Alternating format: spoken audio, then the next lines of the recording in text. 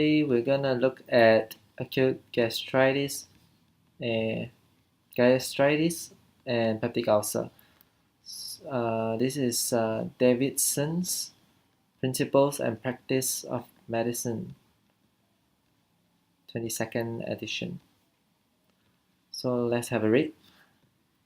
Gastritis is a histological diagnosis, although it can sometimes be recognized at endoscopy. So histological diagnosis means you have to take a biopsy and look at it under the microscope. But sometimes you can recognize it when you put a scope into the stomach and look at it using a camera, endoscopy. Acute gastritis. Acute gastritis is often erosive and hemorrhagic. Neutrophils are the predominant inflammatory cell in the superficial epithelium. Many cases result from aspirin or NSAID, non-steroidal anti-inflammatory drug ingestion. Acute gastritis often produces no symptoms but may cause dyspepsia, anorexia, nausea, or vomiting, and hematemesis or melena.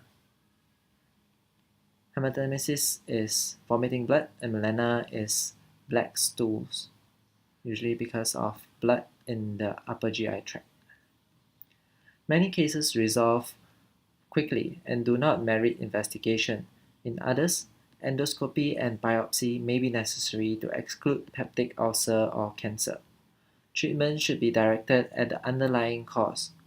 Short-term symptomatic therapy with antacid and acid suppression using PPIs, proton pump inhibitors, prokinetics, domperidone, or antiemetics, metoclopramide may be necessary. So symptomatic therapy with antacids and acid suppression. So proton pump inhibitors suppresses acid secretion. Prokinetics, I think it decreases the gastric emptying time, so the acid doesn't stay in the stomach that long. Not very sure. Or antiemetics, metoclopramide. Oh, prokinetics. Nausea or vomiting. No constipation. Prokinetics is usually for constipation. Let's see what domperidone is for.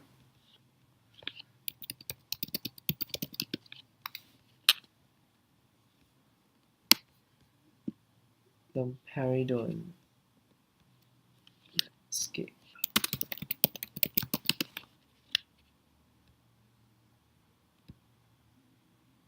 Beware.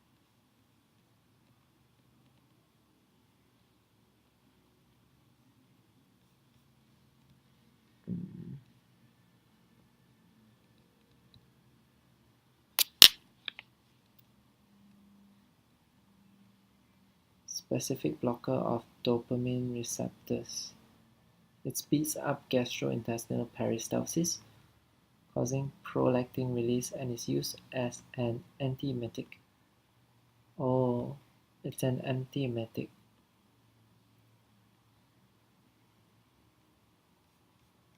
So it's for vomiting. Prokinetics is symptomatic relief for vomiting. Antiemetics may be necessary. Okay. Chronic gastritis due to Helicobacter pylori infection. So acute gastritis and chronic gastritis. Difference is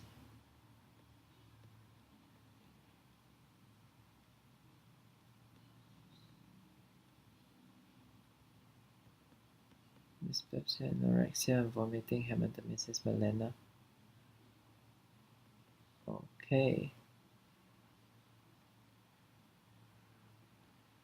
Gastritis is inflammation. Gastric refers to the stomach, and itis refers to inflammation. So gastritis is inflammation of the stomach. Inflammation is due to the inflammatory cells in the superficial epithelium. So that neutrophils are overactive in the stomach. It's caused by aspirin or NSAID.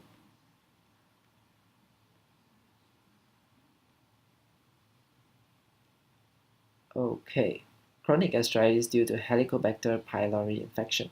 This is the most common cause of chronic gastritis. The predominant inflammatory cells are lymphocytes and plasma cells.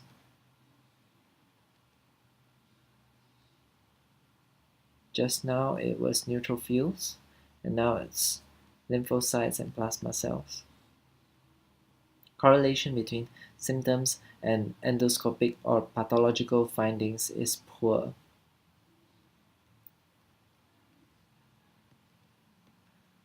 Most patients are asymptomatic and do not require treatment, but patients with dyspepsia may benefit from H. pylori eradication. Autoimmune chronic gastritis. This involves the body of the stomach, but spares the antrum. So, just so you can see,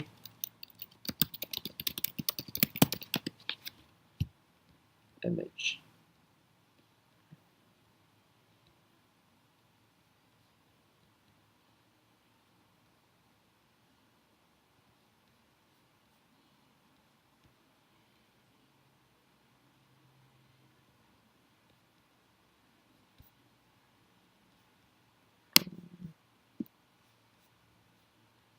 Here. So this is the body of the stomach. This is the antrum of the stomach.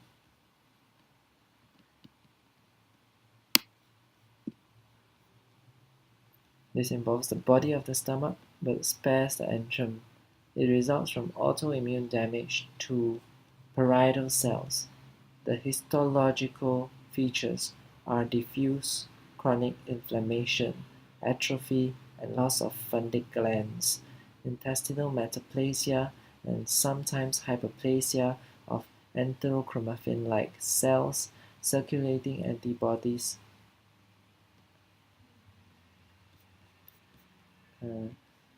This involves the body of the stomach but spares the antrum. It results from autoimmune damage to parietal cells. The histological features are diffuse chronic inflammation, atrophy, and loss of fundus glands. Fundus is here.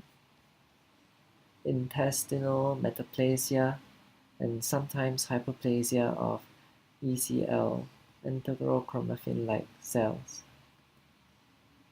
Circulating antibodies to parietal cell and intrinsic factor may be present. In some patients, the degree of gastric atrophy is severe and loss of intrinsic factor secretion leads to pernicious anemia. The gastritis itself is usually asymptomatic. Some patients have evidence of other organs-specific autoimmunity,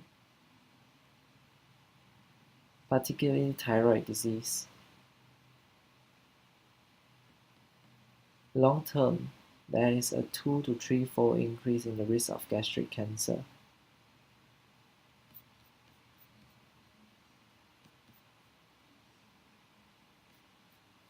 So gastritis, you can divide it into acute gastritis, chronic gastritis, and autoimmune chronic gastritis. Oh, okay. You can divide gastritis into acute gastritis and chronic gastritis.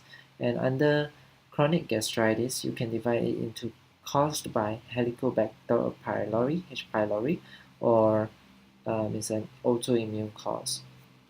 So in acute gastritis, there is usually an acute presentation, or sometimes there may be acute gastritis often produces no symptoms. Sometimes they present as dyspepsia, anorexia, nausea or vomiting, and hematemesis or melena. So this kind of like you have nausea, vomiting, hematemesis, melena. These are alarming features which make you see the doctor immediately, and that's why we call it acute gastritis. I guess there's more inflammation at once. Then chronic gastritis, usually you have abdominal pain, I think.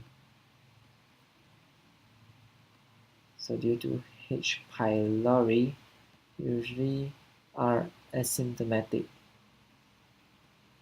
And you have dyspepsia, abdominal pain in the epigastric region.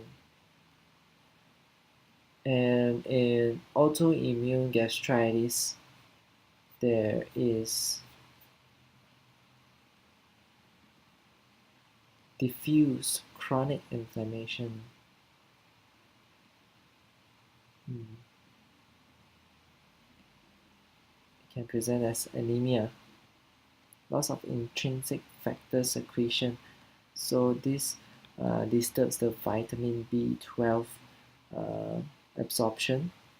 If I'm not mistaken, vitamin B12 is cobalamin, leads to pernicious anemia because you need cobalamin to in the production of your red blood cells, in the maturation of your red blood cells. So if you don't have the B12, you have anemia. It's called pernicious anemia, where you have big red blood cells which are immature, megaloblastic red blood cells, megaloblastic anemia. The gastritis itself is usually asymptomatic. Some patients have evidence of other organ-specific autoimmunity. So autoimmune stuffs come in a bundle. So sometimes they might have thyroid disease. And because of this chronic inflammation, they are 2 to 3 times more likely to get gastric cancer. I think that's all for gastritis. Thank you.